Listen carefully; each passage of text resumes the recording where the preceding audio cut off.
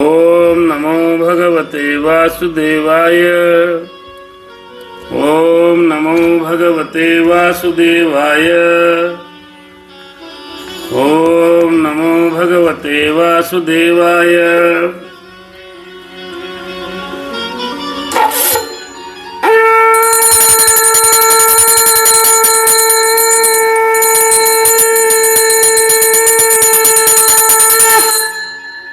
आइए श्रीमद् भगवत गीता अध्याय 16 श्लोक 11 से हम और आप आज की कथा का प्रवाह में बहेंगे।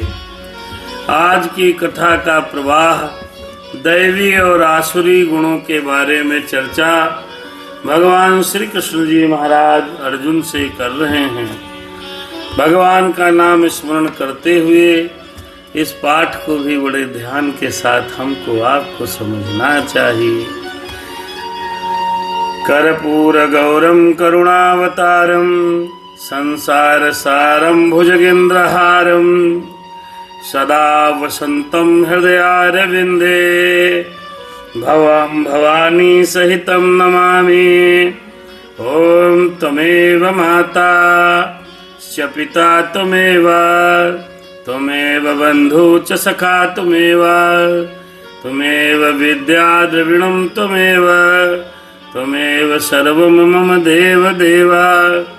मनोजवं मारुततुल्यवेगं जितेन्द्रियं बुद्धिमतां वरिष्ठं वातात्मजं वानरयूथमुख्यं श्रीरामदूतं शरणं प्रपद्ये।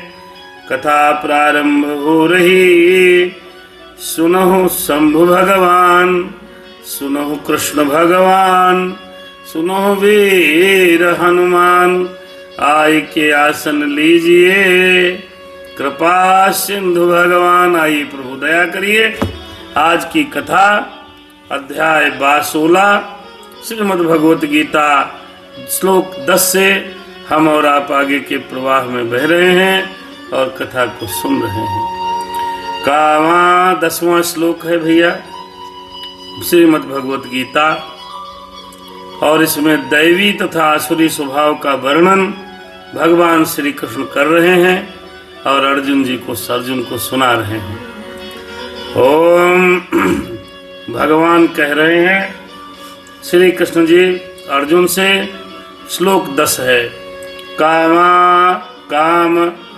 कामम आश्रिय दुष्पूरमं दंभम मान मद अवंत्याः मोहात् गृहीत्वा असत ग्रहान् प्रवर्तन्ते सरुचिवताः। भगवान श्री कृष्ण कह रहे हैं अर्जुन एक बात को ध्यान से सुनो कि कभी न संतुष्ट होने वाले काम का आश्रय लेकर तथा गर्व के मद एवं मिथ्या प्रतिष्ठा में डूबे हुए आसुरी लोग इस तरह मोहग्रस्त होकर सदैव क्षण भंगुर वस्तुओं के द्वारा अपवित्र कर्म का व्रत किए रहते हैं। भगवान कृष्ण समझाते हैं कि हे अर्जुन, यहाँ पर इस दोहे का तात्पर्य यह है, यहाँ पर आसुरी मनोवृत्ति का वर्णन किया गया है इस दोहे में कि आसुरी मनोवृत्ति क्या है, इसका ध्यान किया गया है। आसुरी मनोवृत्ति का ध्यान किया गया है। असुरों में काम कभी तृप्त नहीं होता, यानी कि काम वासना आसुरी प्रवृत्ति लोगों में कभी तृप्त नहीं होती, कभी वो संतुष्ट नहीं होते हैं। आसुरी लोग काम वासना से कभी संतुष्ट नहीं होते। वे भौतिक भोग के लिए अपनी अतृप्त इच्छाएं बढ़ाते चले जाते हैं। अतृप्त माने जो कभी तृप्त न हो सके, ऐसी इच्छाओं को अतृप्त इच्छा कहते हैं। तो लोग बढ़ाते चले जाते हैं। यद्यपि वे क्षण भंगुर वस्तुओं को स्वीकार करने के कारण सदैव चिंता मग्न रहते हैं, तो भी वे मुंह बस ऐसे कार्य करते हैं और करते चले जाते हैं। उन्हें कोई ज्ञान नहीं होता अतएव वे यह नहीं कह पाते कि वे गलत दिशा में जा रहे हैं या सही दिशा में जा रहे हैं। क्षणभंगुर वस्तुओं को स्वीकार करने के कारण वे अपना निजी ईश्वर निर्माण कर लेते हैं, अपने निजी मंत्र बना लेते हैं और तदनुसार कीर्तन करते हैं। इसका फल यह होता है कि वे दो वस्तुओं की ओर अधिकाधिक आकृष्ट होते हैं, एक तो काम भोग और दूसरा संपत्ति संचय। ऐसे महात्मा के रूप में वे लोग मिलते हैं, अरे अपने आप को भगवान ही मान लेते हैं, कहते मैं ही भगवान हूँ और सब लोग मेरी पूजा करो। ऐसे महात्मा हुए हैं। और बेचारी जनता, भोली जनता, प्यारी जनता नहीं समझ पाती है, उनकी तस्वीर लगा के उनके पूजा करने लगते हैं। जबकि ऐसे सासुरी प्रवृत्ति के लोग क्या काम भोग और संपत्ति संचय में लगे रहते हैं। इस प्रसंग में असुचितवताः शब्द का अत्यंत महत्वपूर्ण अर्थ है, जिसका अर्थ है अपवित्र व्रत। ऐसे आसुरी लोग मद, स्त्रियों, द्वित कीड़ा तथा मांसाहार के प्रति आसक्त होते हैं। ये क्रियाएं जिनके अंदर हों वो आसुरी स्वभाव के लोग होते हैं। आसुरी स्वभाव ये ही अपवित्र और गंदी आदतें हैं। दर्प तथा अहंकार से प्रेरित होकर मित्रों ऐसे धार्मिक सिद्धांत बना लेते हैं लोग जिनकी अनुमति वैदिक आदेश नहीं देते। ऐसे ऐसे लोग जुड़ जाते हैं, माँ अपनी सत्ता बना लेते हैं, अपने आप को ही भगवान मान लेते हैं, अपनी पूजा प्रतिष्ठा कराने लगते हैं। ऐसे आसुरीय लोग अत्यंत निंदनीय होते हैं। उनके समाज में निंदा होनी चाहिए, लेकिन संसार में कृत्रिम साधनों से ऐसे लोगों का झूठा सम्मान किया जाता है। यद्यपि वे नरक की ओर बढ़ते हैं मित्रों, लेकिन वे अपने को बहुत बड़ा मानते हैं। हमें बड़े हैं, हम ही बहुत बड़े हैं। जानते हैं क्षणभंगुर जीवन की कलिका, कलिकाल को जान खिली न खिली। मलयाचल की सुगंध कल को मिली न मिली। जानते हुए भी भौतिक जगत में बड़ा साधन संपन्नता को इकट्ठा करते हैं। आइए श्लोक 11 और 12 का दर्शन करें। श्रीमद् भगवत गीता अध्याय 16 दैवी तथा आसुरी स्वभाव का वर्णन भगवान श्री कृष्ण कर रहे हैं। चिंता मपरिमेयाम च प्रलया अंतामासुता।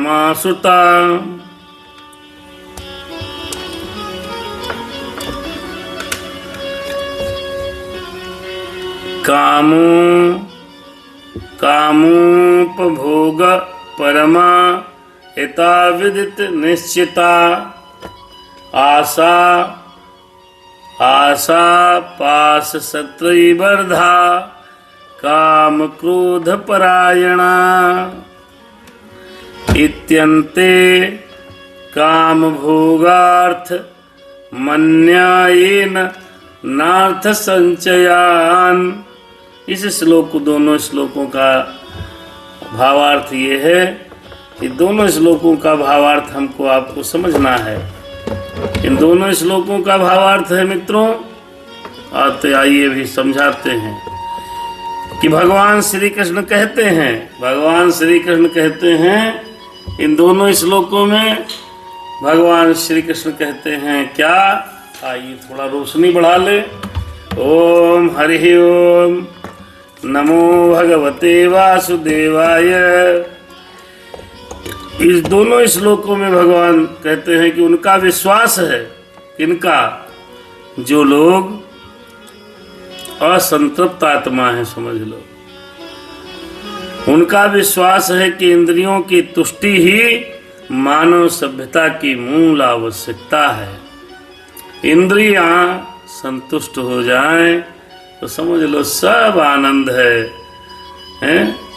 ऐसा सोचते हैं लोग। इस प्रकार मरण काल तक उनको अपार चिंता होती रहती है। वे लाखों इच्छाओं के जाल में बंधकर तथा काम और क्रोध में लीन होकर इंद्रिय तृप्ति के लिए अवैध ढंग से धन संग्रह करते हैं। हाँ, हम भी शामिल हैं, आप भी शामिल हैं, सब शामिल हैं। क्या? इंद्रियों की तृप्ति के लिए, इंद्रियों की तुष्टि के लिए। इंद्रियां क्या है? स्वाद इंद्रिय, स्वाद इंद्रिय, घ्राण इंद्रिय, ये आंख देखने वाली इंद्रिय, त्वचा स्पर्श वाली इंद्रिय, ये सब इंद्रिय हैं। काम इंद्रिय, जनन इंद्रिय, इनकी तृप्ति के लिए पूरे जीवन लाखों प्रकार की इच्छाओं में बंध जाते हैं प्राणी। अब वो इच्छाएं क्या हैं? हमारे पास एक घर हो जाए, 2 हो जाए, बड़ा घर हो जाए, छोटी गाड़ी, बड़ी गाड़ी हो जाए, इत्यादि इत्यादि इच्छाओं में लोग बंध जाते हैं। और इच्छाओं के जाल में बंधकर फिर काम और क्रोध में लीन होकर इंद्रिय तृप्ति के लिए अवैध ढंग से धन संग्रह करते हैं। आहा, कृष्ण जी ने अर्जुन से कहा, आसुरी स्वभाव है। आसुरी लोग मानते हैं कि इंद्रियों का भोग ही जीवन का चरम लक्ष्य है और वे आमरण इसी विचारधारा को धारण किए रहते हैं। वे मृत्यु के बाद भी जीवन में विश्वास नहीं करते। वे यह नहीं मानते कि मनुष्य को इस जगत में अपने कर्म के अनुसार विविध प्रकार के शरीर धारण करने पड़ते हैं। जीवन के लिए उनकी योजनाओं का अंत नहीं होता और वे एक के बाद एक योजना बनाते रहते हैं जो कभी समाप्त नहीं होती।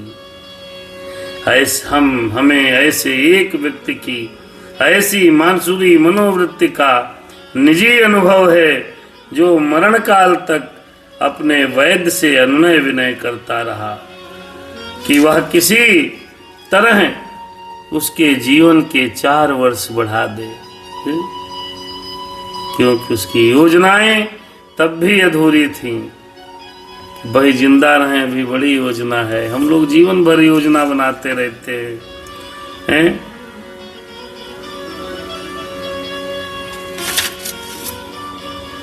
क्योंकि उसकी योजनाएं अभी अधूरी हैं। मरने चल रहा है, 4 साल जिंदा कर दो। ऐसे मूर्ख लोग यह नहीं जानते कि वैद्य क्षण भर भी जीवन को बढ़ा नहीं सकता।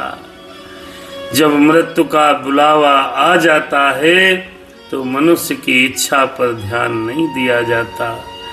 प्रकृति के नियम किसी को निश्चित अवधि के आगे क्षण भर भी भोग करने की अनुमति प्रदान नहीं करते। आसुरी मनुष्य जो ईश्वर या अपने अंतर में स्थित परमात्मा में श्रद्धा नहीं रखता, केवल इंद्रिय तृप्ति के लिए सभी प्रकार के पाप कर्म करता है और करता रहता है। वह नहीं जानता कि उसके हृदय के भीतर भी एक साक्षी बैठा है। परमात्मा प्रत्येक जीवात्मा के कार्यों को देखता रहता है। जैसा उपनिषदों में कहा गया मित्रों, ऐसा ही वेदों में कहा गया कि एक वृक्ष में 2 पक्षी बैठे हैं।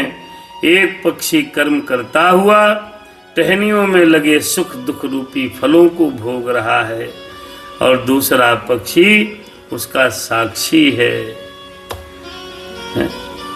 लेकिन आसुरी मनुष्य, दयनीय मनुष्य, निशाचर लोग न तो वैदिक शास्त्र का उनको कोई ज्ञान है न कोई श्रद्धा होती है। अतः जो आसुरी प्रवृत्ति के लोग होते हैं वह इंद्रिय भोग के लिए कुछ भी करने के लिए अपने आप को स्वतंत्र मानते हैं, उसके परिणाम को उसकी परवाह नहीं रहती। राधे राधे। अगला श्लोक है मित्रों, अध्याय 16, श्लोक 13, 14, 15, 3 श्लोकों का। आगे हम और आप भावार्थ समझेंगे।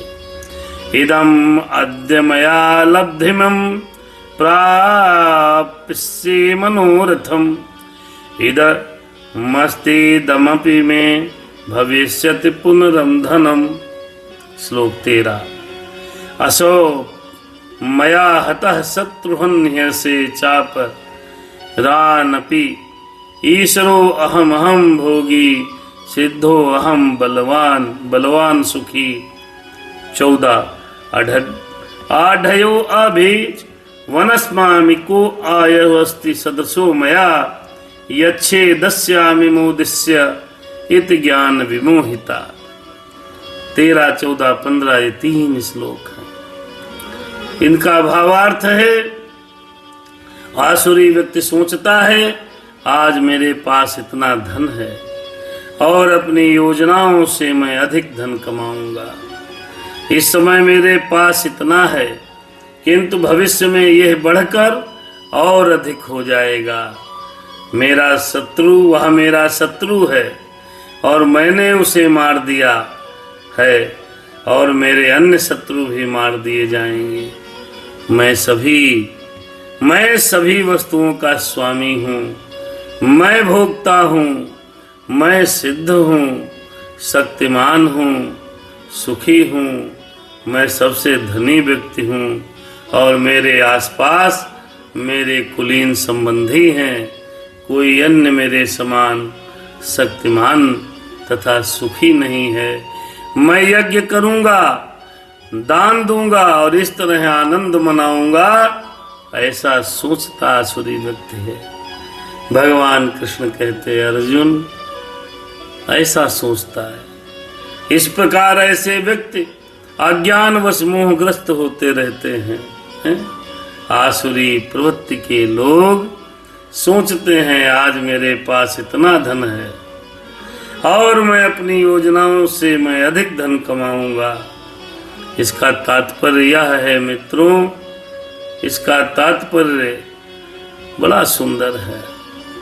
आसुरी व्यक्ति धन अर्जित करने की इच्छा की कोई सीमा नहीं जानता, अर्जित करता रहता है। श्लोक 16। अनेक चिक विभ्रांताः मोहजाल समावृताः प्रसक्ताः काम भोगेषु पतन्ति नरके असुचो। भगवान श्री कृष्ण आसुरी व्यक्तियों के स्वभावों का वर्णन करते हुए अर्जुन को कह रहे हैं, हे अर्जुन तुम मेरी बात सुनो कि इस प्रकार अनेक चिंताओं से उद्विग्न होकर तथा मोह जाल में बंधकर जो आसुरी प्रवृत्ति के लोग होते हैं वे इंद्रिय भोग में अत्यधिक आसक्त हो जाते हैं और नरक में गिरते हैं। भगवान श्री कृष्ण कहते हैं आसुरी व्यक्ति धन अर्जित करने की इच्छा की कोई सीमा नहीं जानता। अरे उसकी इच्छा असीम बनी रहती है, वो धन कमाता रहता है, धन कमाता रहता है। वह केवल यह सोचता रहता है कि उसके पास इस समय कितनी संपत्ति है और ऐसी योजना बनाता है कि संपत्ति का संग्रह बढ़ता चला जाए, है? और कमा लो और कमा लो और कमा लो और कमा लो, फिर बुन मकड़ी का जाल स्वयं को कैद न कर डालो। हम जानते हैं, हम भी करते हैं, आप जानते हो, आप भी करते हो, सब लगे हैं, क्या करें, मजबूर हैं। लेकिन भगवान कृष्ण कहते हैं अर्जुन आसुरी व्यक्ति धन अर्जित करने की इच्छा की कोई सीमा नहीं है। ओह, उसकी इच्छा असीम है। असीम माने जिसकी कोई सीमा न हो, है? वह केवल यही सोचता है कि उसके पास इस समय कितनी संपत्ति है, बैंक में कितने लाख करोड़ जमा है, उसके पास इस समय कितनी संपत्ति है। और फिर वो ऐसी योजना बनाता है कि संपत्ति का संग्रह बढ़ता जाए, ये भी आसुरी व्यक्ति का गुण है, दैवी व्यक्ति का नहीं। आसुरी व्यक्ति यही सब सोचता रहता है, इसलिए वह किसी भी पाप पूर्ण साधन को अपनाने में झिझकता नहीं है और अवैध तृप्ति के लिए काला बाजारी करता है। जैसे आजकल हो रही है काला बाजारी, आजकल फोर्टिफाइड चावल काला बाजारी चल रही है। काला बाजारी करता है, वह पहले से अपने अधिकृत संपत्ति तथा भूमि, परिवार, घर तथा बैंक पूंजी पर मुग्ध रहता है और उसमें वृद्धि के लिए सदैव योजनाएं बनाता रहता है। कौन आसुरी प्रवृत्ति? या तो आसुरी प्रवृत्ति है,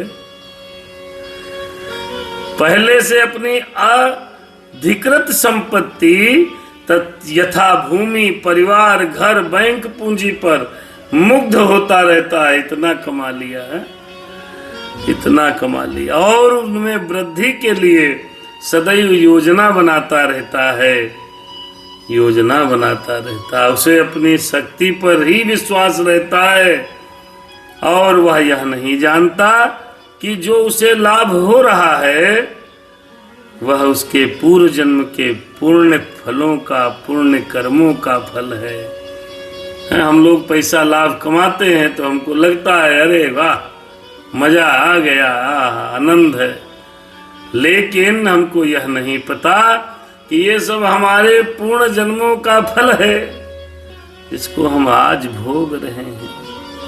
उसे ऐसी वस्तुओं का संचय करने का अवसर इसलिए मिला है क्योंकि अच्छे कर्म करके आया है, लेकिन उसे पूर्व जन्मों के कारण का कोई बोध नहीं होता है। क्यों?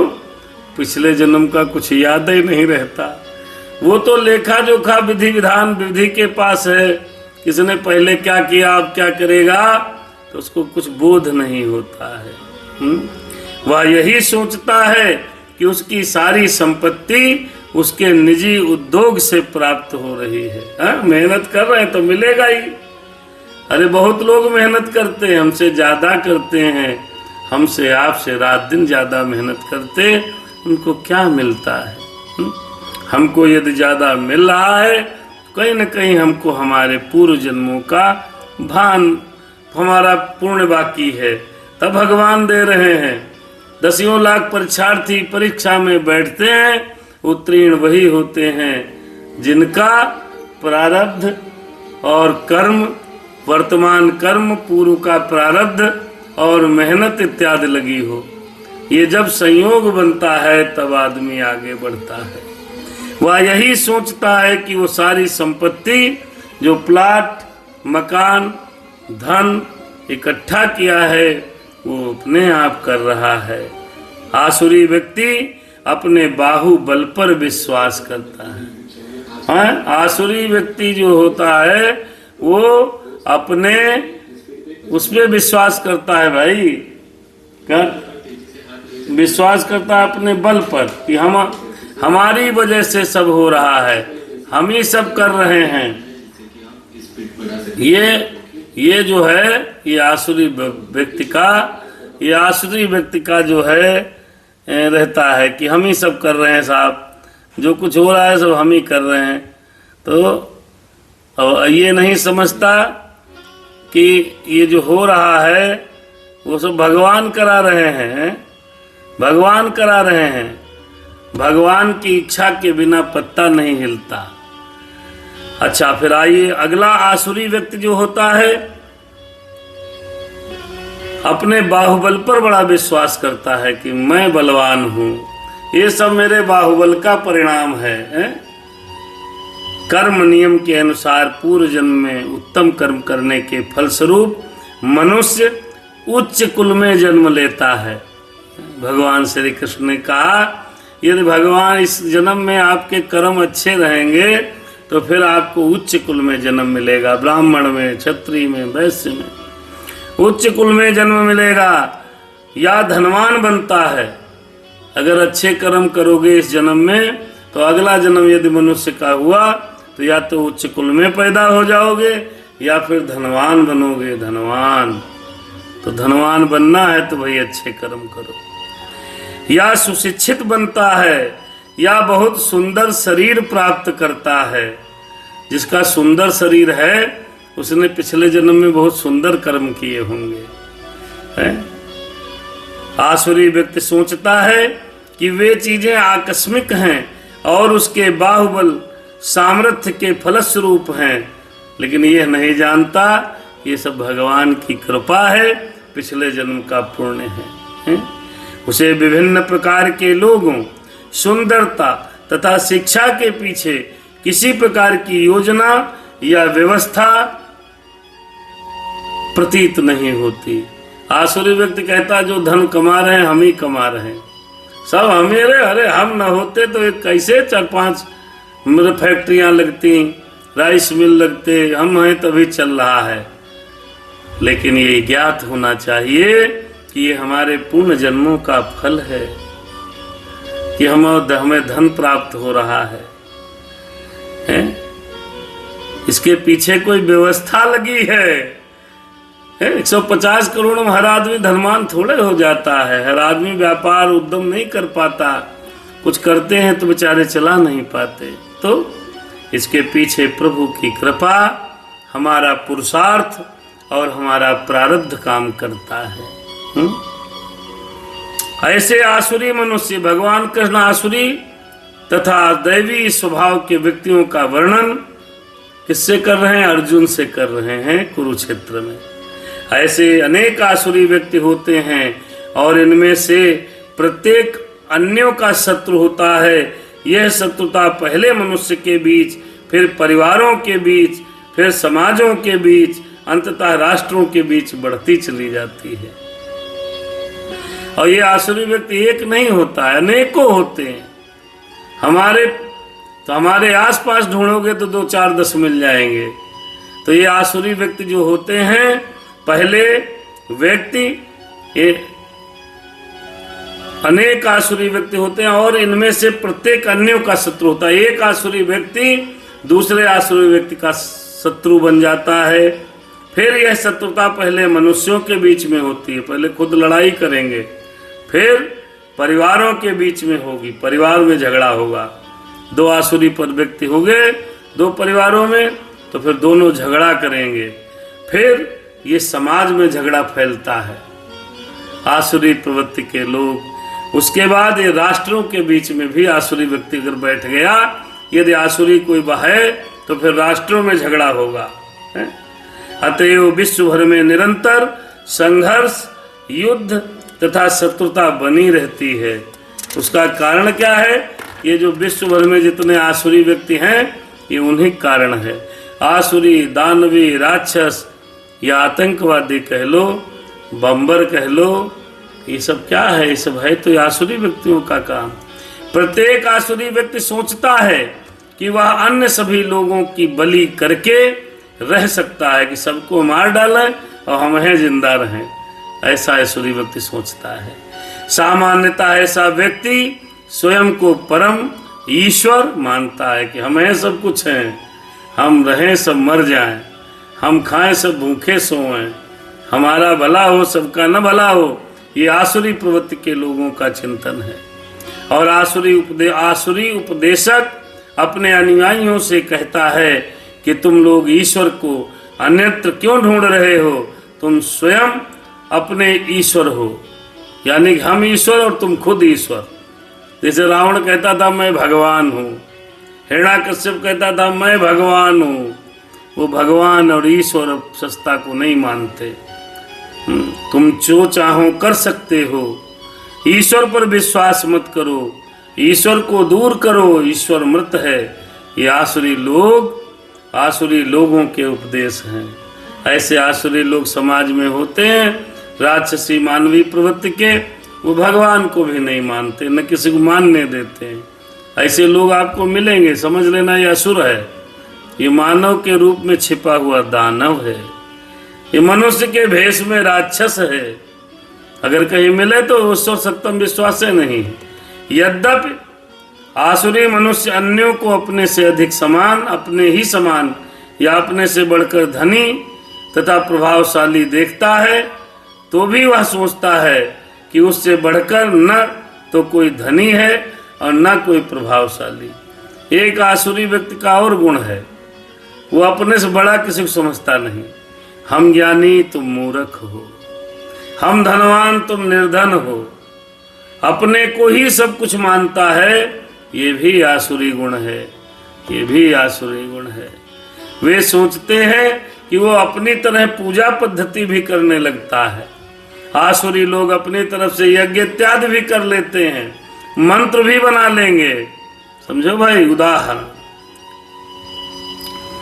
और वो सोचते हैं कोई ऐसी मशीन बना लेंगे जिससे वे जाकर के स्वर्गलोक पहुंच जाएंगे, हैं?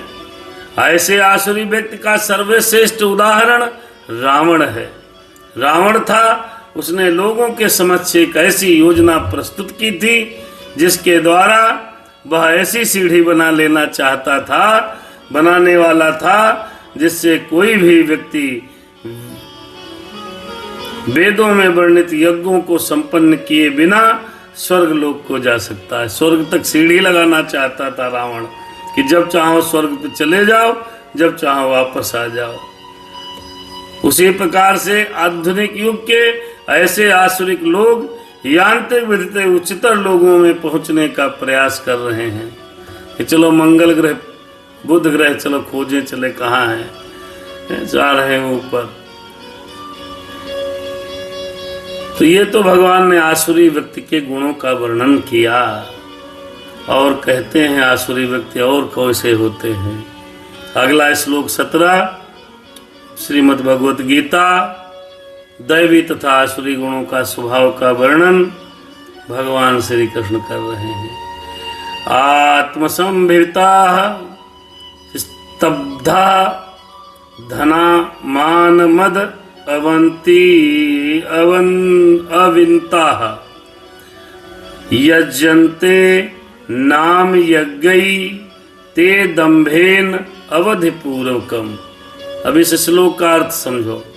अपने को श्रेष्ठ मानने वाला, भगवान कृष्ण कहते हैं, अपने को श्रेष्ठ मानने वाले तथा सदैव घमंड करने वाले, संपत्ति तथा मिथ्या प्रतिष्ठा से मोह ग्रस्त लोग किसी भी विधि विधान का पालन न करते हुए कभी कभी नाम मात्र के लिए बड़े गर्व के साथ यज्ञ करते हैं।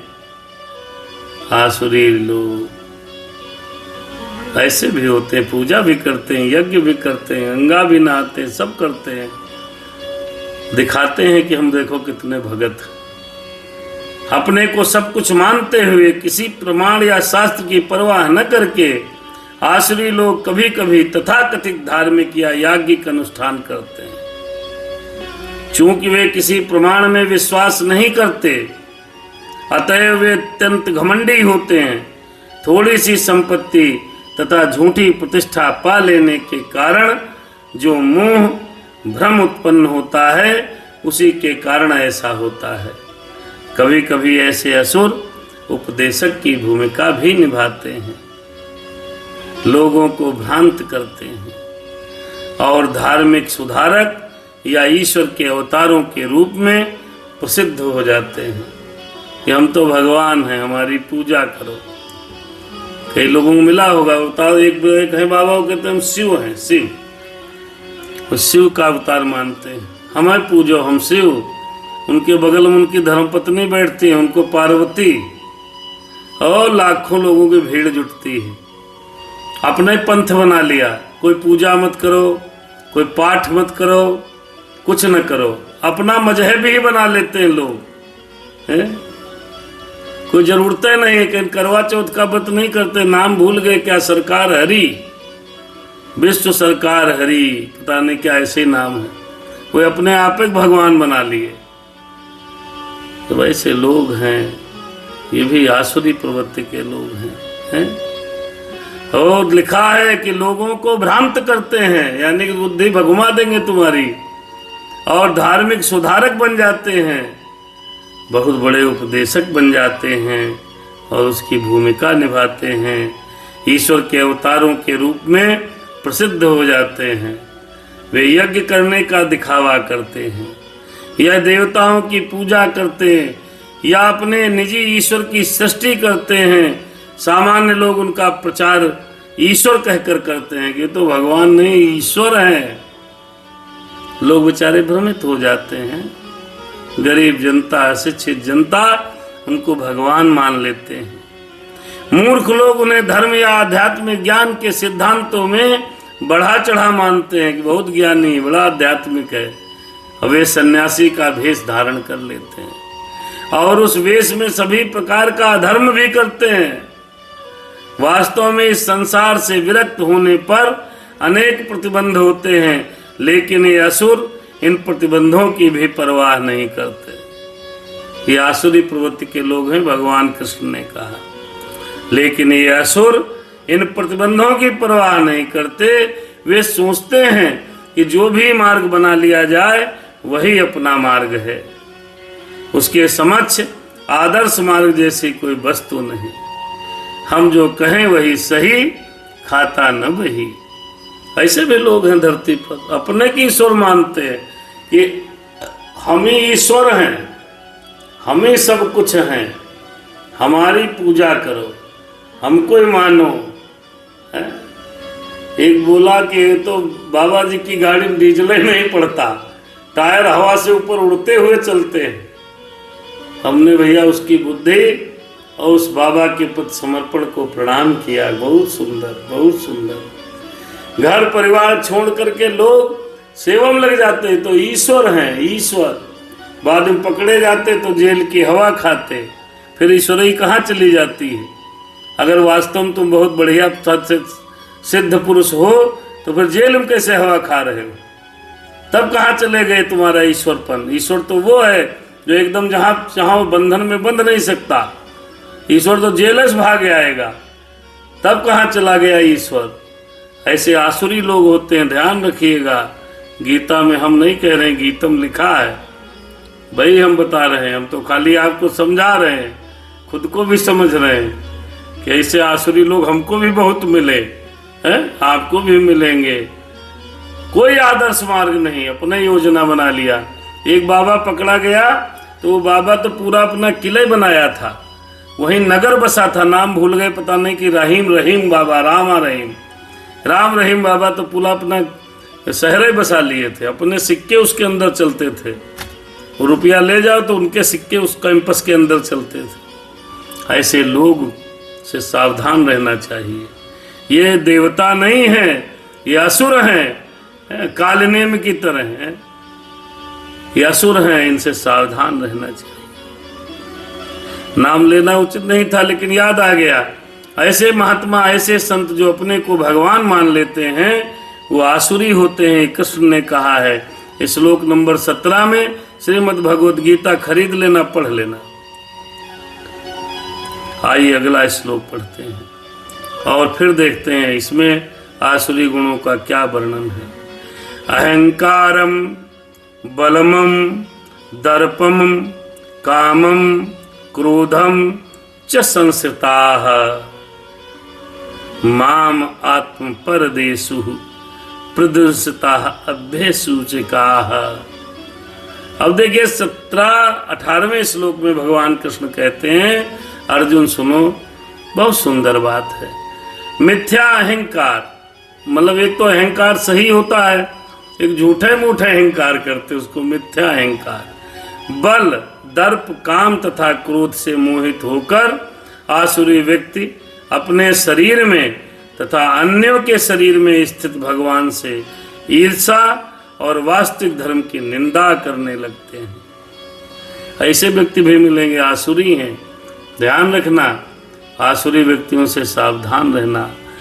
मिथ्या अहंकार, भगवान कृष्ण कहते हैं अर्जुन ध्यान रखो, आसुरी व्यक्ति भगवान की श्रेष्ठता का विरोधी होता है।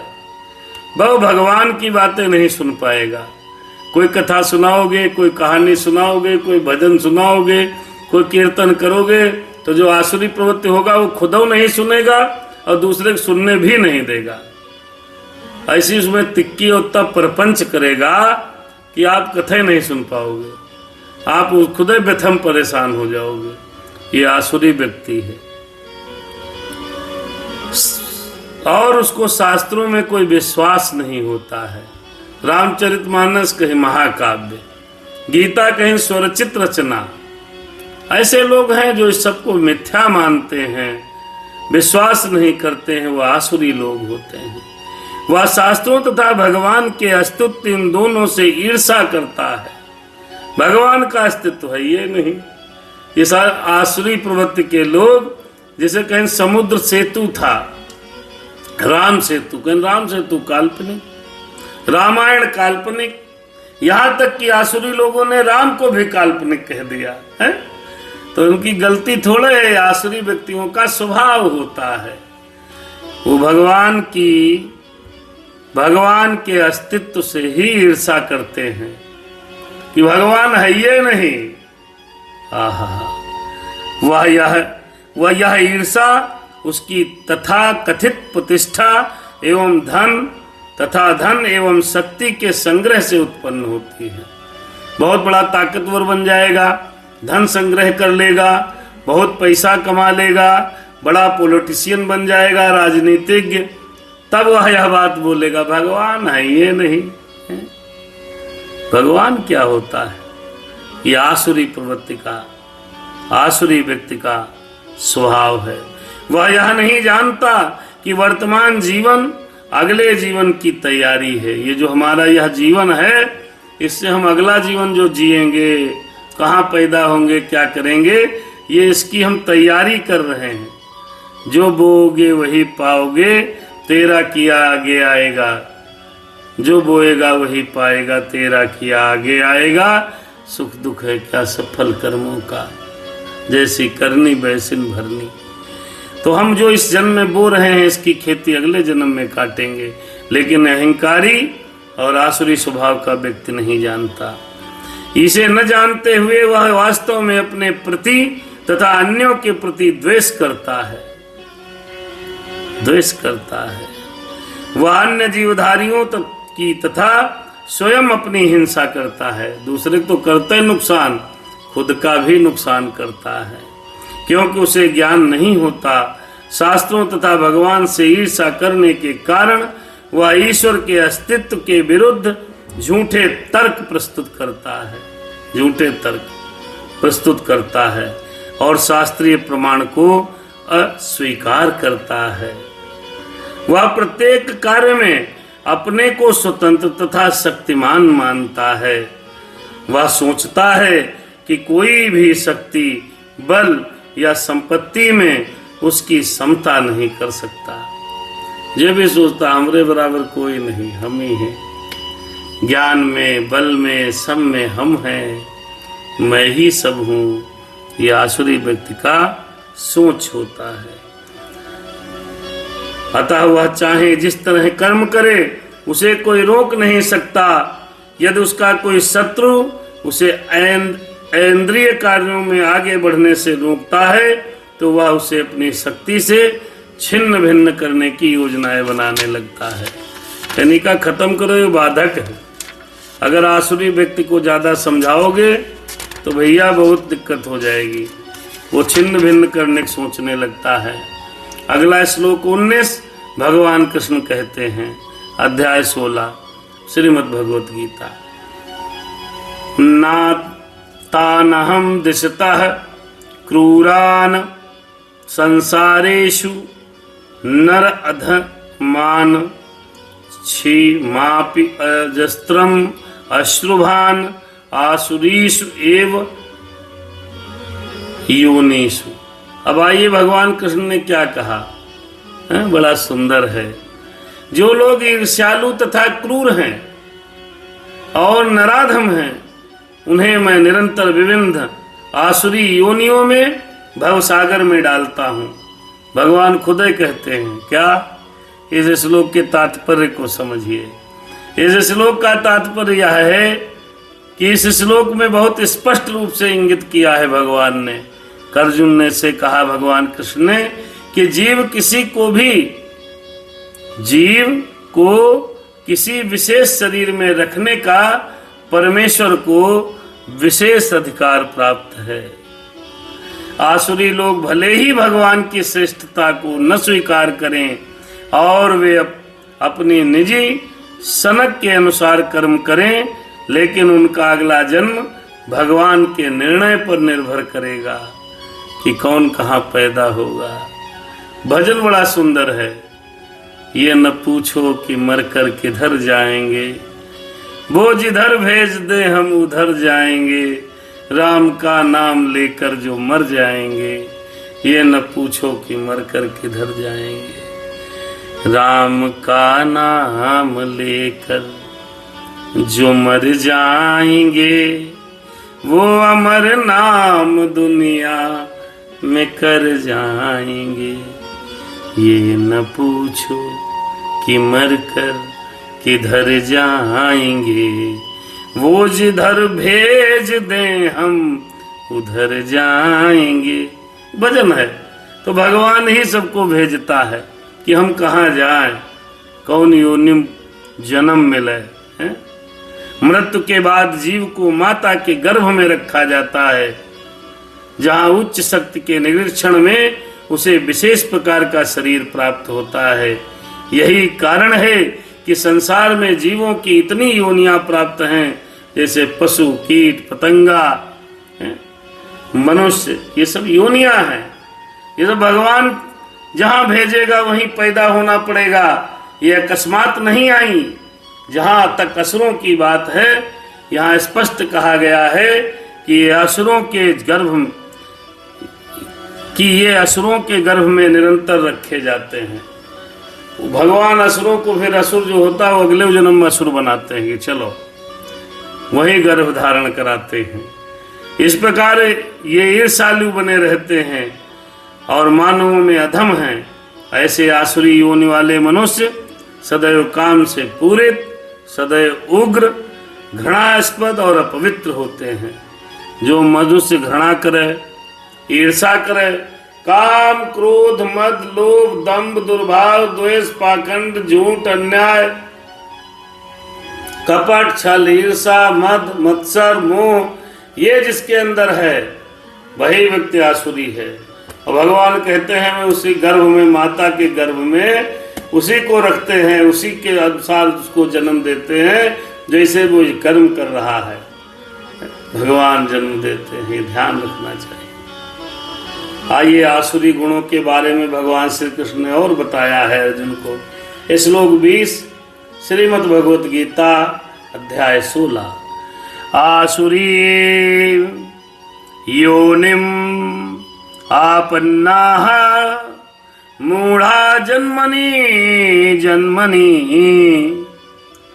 माम अप्राय एव कौन्तेय तथा यान्ति अधमा गतिम। भगवान कृष्ण कहते हैं, हे अर्जुन, हे कुंती पुत्र अर्जुन, मेरी बात को ध्यान से सुनो। ऐसे व्यक्ति आसुरी योनि में बारंबार जन्म को ग्रहण करते हुए कभी भी मुझ तक नहीं पहुंच पाते। वे धीरे धीरे अत्यंत अधम गति को प्राप्त होते हैं। इसका तात्पर्य है, भगवान कृष्ण कहते हैं, सुनिए अर्जुन सुनो। भगवान कृष्ण कहते हैं, यह विख्यात है कि ईश्वर अत्यंत दयालु है, लेकिन यहाँ पर हम देखते हैं कि वे असुरों पर कभी दया नहीं करते। भगवान राम ने क्या कहा था, निश्चरहीन करहूं मैं। भगवान ने कहा था निशाचरों के भी इस धरती को कर दूंगा। भगवान ने असुरों का संहार किया है, अर्थात भगवान कभी असुरों पर दयालु नहीं होते। वैसे बहुत दयालु हैं, कभी दया नहीं करते। यहाँ स्पष्ट कहा गया है कि आसुरी लोगों को जन्म जन्मांतर तक उनके समान असुरों के गर्भ में रखा जाता है और ईश्वर की कृपा प्राप्त न होने के कारण उनका अधः पतन होने लगता है, जिससे अंत में उन्हें कुत्ता, बिल्ली, सूकर, जैसा शरीर प्राप्त होता है। यहाँ यह स्पष्ट किया गया है कि ऐसे असुर जीवन की किसी भी अवस्था में ईश्वर की कृपा के वो भाजन नहीं बन पाते हैं। ऐसे व्यक्ति अधःपतन होने पर कूकर सूकर बनते हैं। इस प्रसंग में यह भी कहा गया है कि यदि ईश्वर ऐसे असुरों पर कृपालु नहीं है तो उन्हें सर्व कृपालु क्यों कहा गया। एक प्रश्न ये उठता है भैया कि उनको सर्व कृपालु क्यों कहा गया है। सर्व कृपालु क्यों कहा गया भाई? चलो भाई मान लेते हैं, अब ईश्वर को सर्व कृपालु क्यों कहा गया है? इस प्रश्न के उत्तर में यह कहा जा सकता है कि परमेश्वर किसी से घृणा नहीं करते। असुरों को निम्नतम अधम योनि में रखना उनकी कृपा की अन्य विशेषता है। कभी कभी परमेश्वर असुरों का वध भी कर देते हैं, लेकिन यह वध भी उनके लिए कल्याणकारी होता है। अर्थात भगवान असुरों पर दया नहीं करते, ये ध्यान रखना जो आसुरी प्रवृत्ति के लोग हैं। त्रिविधम, अगला 21वां श्लोक है, त्रिविधम नरकस्य इदं द्वारम नाशनम आत्मनः कामः क्रोधस्तथा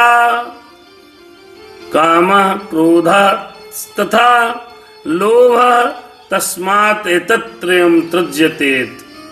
भगवान कृष्ण कहते हैं अर्जुन, इस नरक के 3 द्वार हैं, काम, क्रोध और मोह। 3 द्वार हैं भैया। प्रत्येक बुद्धिमान मनुष्य को चाहिए कि इन्हें त्याग देना चाहिए, काम को भी, क्रोध को भी और मोह को भी, क्योंकि इनसे आत्मा का पतन होता है, आत्मा का पतन होता है। भगवान कृष्ण कहते हैं इसका तात्पर्य यह है कि यहाँ पर आसुरी जीवन प्रारंभ होने का वर्णन किया गया है। मनुष्य अपने काम को तुष्ट करना चाहता है, लेकिन जब उसको पूरा नहीं कर पाता तो क्रोध और लोभ उत्पन्न हो जाता है। जो बुद्धिमान मनुष्य आसुरी योनि में गिरना नहीं चाहता, उसे चाहिए कि वह इन तीनों शत्रुओं का परित्याग कर दे, क्योंकि आत्मा का हनन इस हद तक कर देते हैं कि भव बंधन से मुक्ति की संभावना नहीं रह जाती है। भगवान कृष्ण कहते हैं, भगवान कृष्ण अर्जुन से बहुत सुंदर समझाया है जी। जब काम की आपूर्ति पूर्ण नहीं होगी तो आदमी विचलित होगा तो दुनिया भर के कुकर्म करेगा, फिर क्रोध करेगा, फिर कहीं न कहीं जाकर के फंस जाएगा। तो भगवान कृष्ण कहते हैं ध्यान रहे कि काम, क्रोध, मद, ये तीनों जो होते हैं ये समझ लीजिए शत्रु हैं, इनको छोड़ देना चाहिए। अगला श्लोक 22 अध्याय 16 श्रीमद् भगवत गीता। एतैः विमुक्तः कौन्तेय तमः द्वारै त्रिभिः नरः आचरति आत्मनः श्रेयः ततः याति पराम गतिम्। भगवान कृष्ण कहते हैं अर्जुन, मेरी बात को ध्यान से सुनो। हे कुंती पुत्र, जो व्यक्ति इन तीनों नरक के द्वारों से बच पाता है वह आत्म साक्षात्कार के लिए कल्याणकारी कार्य करता है, और इस प्रकार क्रमशः वह परम गति को प्राप्त होता है। कौन? जो ये तीनों चीजें को छोड़ता है वह व्यक्ति। अब इस श्लोक का तात्पर्य समझने का प्रयास करें। मनुष्य को मानव जीवन में 3 शत्रुओं काम, क्रोध तथा लोभ से अत्यंत सावधान रहना चाहिए। वही तो कर नहीं पाते हैं, यही हो नहीं पाता है। इसी में तो हम भी फंसे हैं और सबको भगवान फंसाए रखता है ना। जो व्यक्ति जितना ही इन तीनों से मुक्त होता है, जितना ही मुक्त होगा उतना ही उसका जीवन शुद्ध हो जाएगा। क्रोध तो हम लोगों को बात बात पर आ जाता है, मेरी बात नहीं मानी, क्रोध नहीं करना चाहिए। तब वह वैदिक साहित्य में आदिष्ट विधि विधानों का पालन कर पाएगा।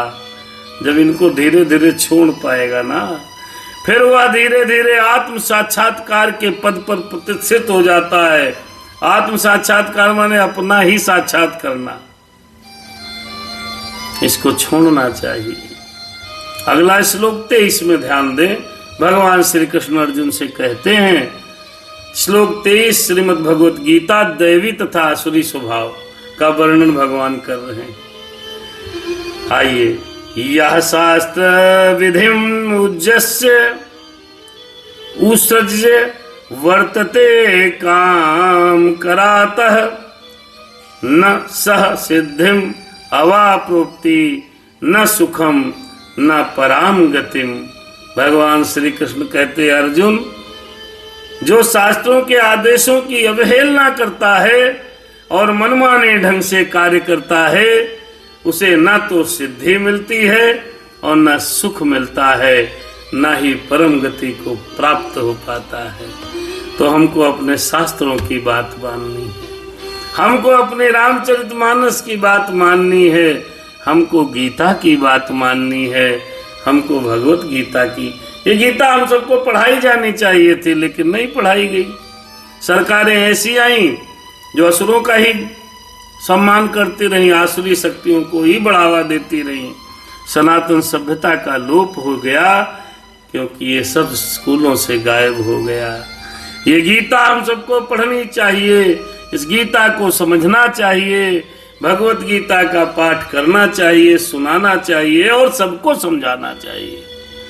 इसका तात्पर्य इस श्लोक का मित्रों यह है कि जैसे पहले कहा जा चुका है कि मानव समाज के विभिन्न आश्रम वर्णों के लिए शास्त्र विधि की शिक्षा दी गई है। प्रत्येक व्यक्ति को इन विधि विधानों का पालन करना चाहिए। यदि कोई इसका पालन न करके काम, क्रोध और लोभवश स्वेच्छा से कार्य करता है, तो उसे जीवन में कभी सिद्धि प्राप्त नहीं हो सकती। दूसरे शब्दों में, भले ही मनुष्य सारी बातें सिद्धांत के रूप में जानता रहे, लेकिन यदि वह इन्हें अपने जीवन में उतार नहीं पाता, तब वह अधम माना जाता है। मनुष्य योनि में जीव से आशा की जाती है कि वह बुद्धिमान बने और सर्वोच्च पद तक जीवन को ले जाने वाले विधानों का पालन करे। किंतु यदि वह इसका पालन नहीं करता, तो वह अधःपतन में चला जाता है, नीचे गिरते गिरते गिर जाता है। लेकिन फिर भी जो विधि विधानों तथा नैतिक सिद्धांतों का पालन करता है और किंतु अंतोगत्वा परमेश्वर को समझ नहीं पाता, तो उसका सारा ज्ञान व्यर्थ चला जाता है। भगवान कृष्ण कहते हैं। आइए अगले श्लोक में भगवान कृष्ण ने क्या कहा। अध्याय 16 श्लोक नंबर 24। तस्मात् शास्त्रम प्रमाणम ते कार्य अकार्य व्यवस्थितो ज्ञात्वा शास्त्र विधान उत्तमम कर्म कर्तुम इह अहर्षि। भगवान कृष्ण कहते, अर्जुन, अतएव मनुष्य को यह जानना चाहिए कि शास्त्रों के विधान के अनुसार क्या कर्तव्य हैं और क्या अकर्तव्य हैं। उसे ऐसे विधि विधानों को जानकर कर्म करना चाहिए जिससे वह क्रमशः ऊपर उठ सके। धीरे धीरे जो करते रहोगे जतन, धीरे धीरे, कोई काम दुनिया में मुश्किल नहीं है। अरे मिल जाएगा वो सजन धीरे धीरे। ऊपर के उठने का प्रयास करिए, अधोगति में मत जाइए। तो ऊपर उठने में क्या करना है, जो हमारे शास्त्रों ने, जो हमारे ग्रंथों ने, जो हमारे सनातन धर्म द्वारा रचित वेदों ने जो हमको मार्ग दिखाए हैं, उस पर चलना चाहिए। 4 आश्रम बताए गए हैं, 4 अवस्थाएं बताई गई हैं, तो उनमें पालन करो। 25 वर्ष तक हर विद्यार्थी को ब्रह्मचर्य जीवन जीना चाहिए। ब्रह्मचर्य, आहा, क्या कहा शास्त्र ने कि 25 साल तक लड़की गर्लफ्रेंड बॉयफ्रेंड के चक्कर में नहीं पड़ना। 25 वर्ष तक girlfriend boyfriend live in relationship, ये सब पाश्चात्य सभ्यता से आए हैं। शास्त्र कहता है कि 25 साल तक सनातनी ब्राह्मण को, सनातन धर्म मानने वालों को ब्रह्मचर्य का पालन करना चाहिए और विद्या अध्ययन करना चाहिए। इसी दरमियान वेदों का भी अध्ययन कर लेना चाहिए। फिर 25 वर्ष के से 50 वर्ष तक गृहस्थ जीवन में आनंद पूर्वक रहना चाहिए। हमारा तो गृहस्थ जीवन चल रहा है। और 50 वर्ष से 75 वर्ष तक वानप्रस्थी जीवन जीना चाहिए और 75 से इस ऊपर निकल पाए अगर बाई चांस तो सन्यासी हो जाना चाहिए। 75 से 100 वैसे ही बाल्यकाल है, फिर जवानी है, फिर बुढ़ापा है, ऐसे ही अवस्थाएं हैं। इन अवस्थाओं में जैसे जैसे गति करें अपने परिवर्तनों का अनुभव करना चाहिए। यह शास्त्रीय विधान है। अब आदमी कक्षा 10 में पढ़ता है, 18 साल का हुआ नहीं कि तुम्हारे बॉयफ्रेंड कितने, हमारी गर्लफ्रेंड, ये बॉयफ्रेंड गर्लफ्रेंड ये सब फ्रेंड, वो फ्रेंड, इसका चलन फ्रेंड है। वास्तविकता में तो ठीक है, लेकिन कामासक्ति नहीं होनी चाहिए। ब्रह्मचर्य में रहते हुए दोस्ती करो, लंगोटी के पक्के रहना चाहिए, ब्रह्मचर्य जीवन जीना चाहिए। लेकिन हमारे बच्चे कहाँ जीना चाहते हैं?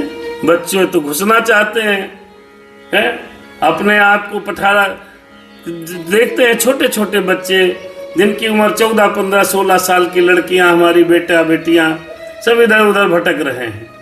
तो कैसे आप ऊपर की तरफ उठ रहे हो, अपना पतन कर रहे हो, नीचे गिर रहे हो। शास्त्र हमको यह आज्ञा नहीं देता कि 25 वर्ष के पहले हम किसी से शारीरिक संबंध करें। 25 वर्ष तक तो विद्या अध्ययन करो, 25 के बाद 25 साल पड़े हैं, 25 साल आनंद पूर्वक जीवन जियो। कौन मना करता है? भगवान के घर देर है अंधेर नहीं है, सब्र का फल मीठा होता है। सब्र करो, भगवान का भजन करो। तो भैया ये शास्त्र कहते हैं। आइए इस 15वें अध्याय में के इस 16वें अध्याय के 24वें अंतिम श्लोक का भावार्थ क्या है समझने का प्रयास करें। जैसे कि 15वें अध्याय में हमने आपको बताया था कि वेदों के सारे विधि विधान कृष्ण को जानने के लिए, भगवान को मानने के लिए, ईश्वर को समझने के लिए है। तो इसके लिए आपको अध्याय 15 सुनना पड़ेगा, समझो भाई। उसके बाद जो व्यक्ति भक्त कार्यों में संलग्न रहता है उसे वैदिक साहित्य से अवगत और सार तत्व को प्राप्त हुआ माना जाता है। निसंदेह उन सामान्य व्यक्तियों के लिए जो कृष्ण और भगवान की भक्ति नहीं है, जिनके अंदर या भक्ति में प्रवृत्त नहीं है, करणीय तथा करणीय कर्म तथा निर्णय वेदों के अनुसार किया जाना चाहिए। मनुष्य को तर्क किए बिना तदनुसार कर्म करना चाहिए, तर्क नहीं करना चाहिए। क्यों रहे हम, क्यों रहे ब्रह्मचर्य 25 वर्ष तक? तो ये तर्क का बात नहीं, वेदों में लिखा, शास्त्रों में लिखा, ये नीतियां कहती हैं। समझो भाई, शास्त्रों में 4 मुख्य दोष नहीं पाए जाते जो बद्ध जीव में होते हैं। अपूर्ण इंद्रियां, कपटता, त्रुटि करना, मोहग्रस्त होना। इन 4 दोषों के कारण बद्ध जीव विधि विधान बनाने के लिए अयोग्य होता है। अपूर्ण इंद्रियां, अब मान लो किसी की इंद्रिय अपूर्ण है, अब वो खूब मीठा तीखा खट्टा मीठा सब खाना चाहता है, उसको नहीं मिला तो कैसे भजन कर पाएगा? उसका तो तीखा खाने को मन कर रहा है। ऐसे कामेंद्रिया है, का नहीं काम में तृप्ति मिली तो उसको कामांध होता रहता है, तब भजन कैसे करेगा? भजन तो तब करेगा जब इंद्रिय तृप्त होती हैं। अब किसी के अंदर कपटता है, कपट भरा हुआ है, तो भगवान भजन नहीं कर पाएगा हैं। इसलिए इन सभी चीजों को त्याग देना चाहिए। भारत मानव समाज में समस्त पतनों का मुख्य कारण भागवत विद्या के नियमों के प्रति द्वेष है।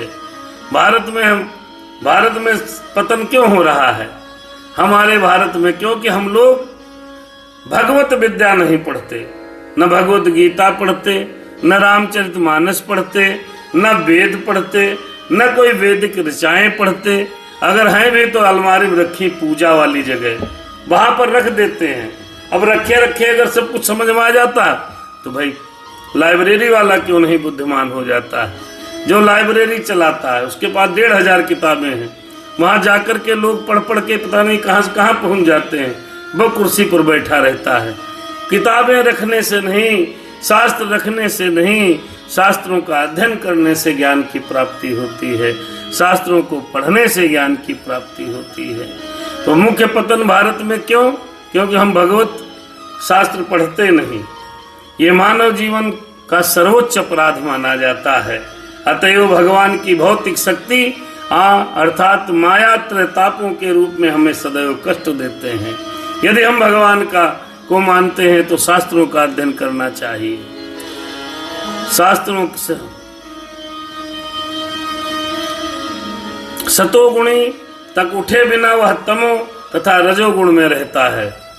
अगर हम सतोगुणी बनना चाहते हैं तो रजोगुण से वापस आना पड़ेगा। इसका विस्तृत विवरण पिछले अध्याय में हम और आप समझ चुके हैं। बहुत सुंदर, बहुत अच्छा है।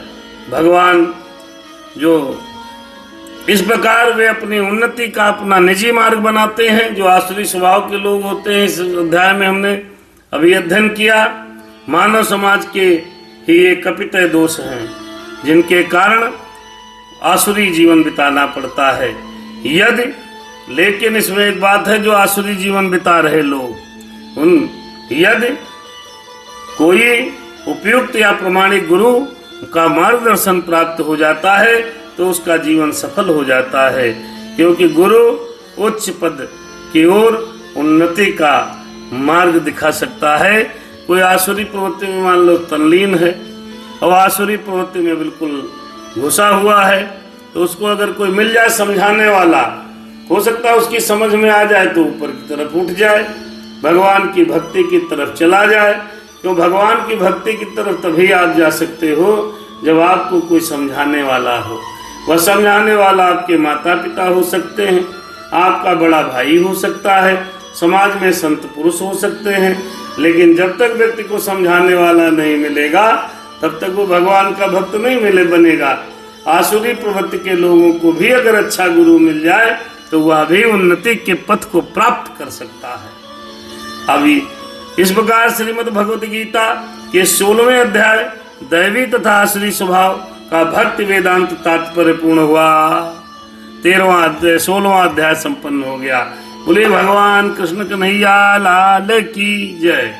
इस कथा के मध्य में हमारे काफी लोग जुड़े, शांति स्वरूप जी जुड़े, वीना जी जुड़ी, और क्या नाम हमारे कुंज बिहारी जी, अमनिंद्र भैया, सोनू भैया सादर प्रणाम जुड़े, शांति स्वरूप जुड़े भैया, प्रसुप तिवारी, और तमाम लोगों ने दर्शन किया। अभी भी नीरज भैया जुड़े हैं। तो इस सब कथा का दर्शन किया है। हम चाहते हैं ये 16 अध्याय तक, पहले एक अध्याय से लेके 16 अध्याय तक इस कथा को सुने, भगवत गीता को सुने, स्वयं पढ़ें, लोगों को भी पढ़ाएं। श्रीमद् भगवत गीता में भगवान कृष्ण ने अर्जुन को बहुत सुंदर समझाया है। आसुरी प्रवृत्ति के लोग यदि वास्तव में चाहते हैं कि हम दैवी प्रवृत्ति के लोग बन जाएं, तो उनको कम से कम गुरु की बात को मानना चाहिए। इतश्री।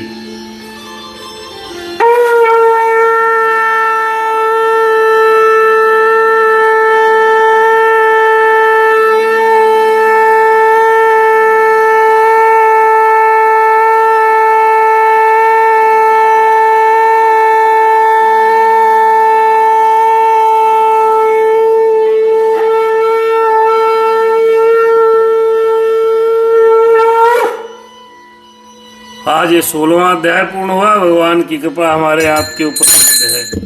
इसमें कहा गया है, जो करते रहोगे यत्न धीरे धीरे, कोई काम दुनिया में दुर्लभ नहीं है।